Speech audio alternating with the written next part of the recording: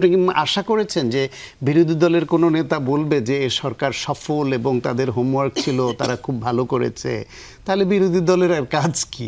এনসিপির আহ্বায়ক নাহিদ ইসলাম একটি মন্তব্য করেছেন, সরকার দেশ পরিচালনায় ব্যর্থ হয়েছে, যে কারণে এই মন্ত্রিসভার রদবদল, এবং আরও অভিযোগ করেছেন যে সরকারের হোমওয়ার্ক ছিল না, যে কারণে এত দ্রুত পরিবর্তন করতে হয়েছে।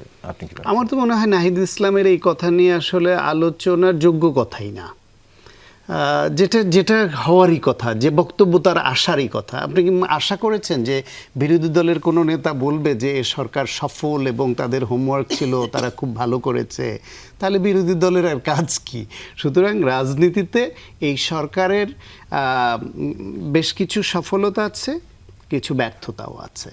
তারা সিগনেচার প্রোগ্রামগুলো হিসেবে যেগুলোকে নিয়েছে 6 মাসে 180 দিনে, সেগুলো সাংঘাতিকভাবে সফল হয়েছে, with a very good starting. তাদের এই ফ্যামিলি কার্ড বলেন, কৃষক কার্ড, হেলথ কার্ড, খাল খনন কর্মসূচি, ইভেন গুম কমিশন নিয়ে খুব সমালোচনা হচ্ছিল, দ্রুততম সময়ের মধ্যে গুম প্রতিরোধ ও বিচারের যে আইনটা করা, তারপর জুলাই স্মৃতি জাদুঘর উদ্বোধন সহ এরকম অনেকগুলো কাজ, ভালো কাজের তারা শুরু এবং বেশ কিছু পদক্ষেপ নিয়েছে আর করেছে। কিন্তু এটা বন্ধ ছিল এবং উদ্বোধন করে জনগণের জন্য উন্মুক্ত করে দেওয়ার যে কাজটি করেছে সেটা প্রশংসার দাবি রাখে।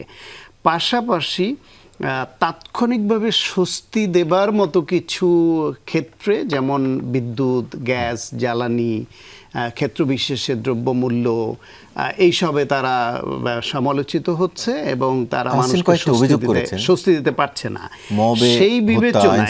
সেই বিবেচনায় আইন শৃঙ্খলা বাংলাদেশের সবসময়ই খারাপ এবং খুব দ্রুততম সময়ের মধ্যে এটাকে থেকে উত্তরণ করা, এটা খুব এই দেশেই অপরাধপ্রবণ এবং ব্যাপক জনবহুল ছোট্ট আয়তনের দেশ, এখানে খুব সহজ না। কিন্তু আমরা চেষ্টাটা দৃশ্যমান দেখতে চাই। আমি যে কথাটা বলছিলাম সেটা হলো, এই সরকার যদি এই যেটুকু বললাম যে বেশ কিছু সফলতা আছে, আবার কিছু সমালোচনাযোগ্য ব্যর্থতাও আছে, এটা যদি নাও থাকতো, তারা আরও অনেকখানি ভালো করতো, তাহলেও নাহিদ ইসলামের বক্তব্য বা জামাতের নেতাদের বক্তব্য এটাই হতো। সুতরাং নাহিদ ইসলাম বা জামায়াতের নেতা কি বক্তব্য দিলেন সেটাকে বেইস ধরে আলোচনা খুব গুরুত্বপূর্ণ নয়। গুরুত্বপূর্ণ হচ্ছে আমরা এই সমাজে বাস করি, আমরা এই রাষ্ট্রের নাগরিক এবং আমরা পর্যবেক্ষণ করছি। সে আমাদের বিবেচনায় মনে হচ্ছে যে জ্বালানি নিয়ে, বিদ্যুৎ, গ্যাস নিয়ে সরকারের যেই এখন যে ঝুঁকিটা তৈরি হয়েছে, এইটা খুব অ্যালার্মিং এই জন্য যে দেখেন, কিছু কিছু বিষয়ের সঙ্গে নিরাপত্তা শব্দটা যোগ করে, এটা একটা যুগলবন্দি শব্দ, খাদ্য নিরাপত্তা, জ্বালানি নিরাপত্তা, এরকম নিরাপত্তা শব্দটা কেন আসলো? কারণ এর একটা লিমিটের নিচে নামলে আমরা একটা নিরাপত্তাহীন অবস্থায়, ঝুঁকির মধ্যে পড়ে যেতে পারি। সেই জন্য এর একটা লিমিট নির্ধারণ করা থাকে যে আমার এই নিরাপত্তা নিশ্চিত করতে হলে আমাদের জ্বালানি মজুদ এ পর্যন্ত, তেল গ্যাস থাকতে হবে, আমার খাদ্য মজুদ এ পর্যন্ত থাকতে হবে। যখন এর নিচে নামবে তখন আগেভাগে এই বিষয়ে ব্যবস্থা নিতে হয়। ফলে সরকারের তরফ থেকে ধরেন, এটা সত্য যে বিদেশমুখী জ্বালানি নীতি সেটা একটা সংকট তৈরি করেছে, কুইক রেন্টাল দিয়ে এত বছর ধরে কুইক করাপশনের মাধ্যমে জনগণের পকেট কেটে যে বিধি ব্যবস্থা করা হয়েছে সেটা ঝুঁকি তৈরি করেছে। কিছু কিছু বিদ্যুৎ উৎপাদন বা গ্যাস উৎপাদনের ক্ষেত্র, সেখানে জরাজীর্ণ, কোথাও আগুন লাগা, অ্যাক্সিডেন্ট এইসব হয়েছে, কয়লার সরবরাহ কমে গেছে, সেসব আছে। সেসব সত্ত্বেও তাদেরকে এই বিষয়ে আরও ভাগে অ্যাসেসমেন্ট করে বিকল্প কি পদ্ধতি করা যায় সেটা দরকার ছিল। 1, 2 হলো আমাদের এখানে এইটা আমি মনে করি একটা ইমার্জেন্সি সিচুয়েশন তৈরি করছে, একটা অ্যানার্কি তৈরি করেছে বিদ্যুৎ, জ্বালানি এসব।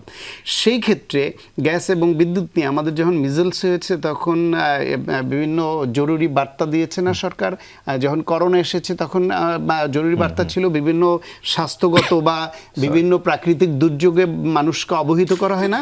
এগুলি নিয়ে সরকারের তরফ থেকে নিয়মিত ব্রিফিং করে সত্যিকার পরিস্থিতিটা কি, সরকার কি কি কার্যকর উদ্যোগ নিয়ে সেটি চেষ্টা করছে জানানো উচিত সেটা বলে। জানানো, এবং কতদিন এই উদ্যোগে কতদিন লাগতে পারে, এবং জনগণকে ধৈর্য ধরার জন্য তাদের প্রতি সহানুভূতি দেখিয়ে সত্যিকার তথ্য প্রবাহটা ঠিক রেখে যদি করতো, সেটাও কিন্তু এক ধরনের সত্য তথ্যের প্রবাহ মানুষের রাগ প্রশমন করে, উৎকণ্ঠা প্রশমন করে। জি, আপনার- সেখানেও সঠিকভাবে করা হয়েছে বলে আমার মনে হয় না। জি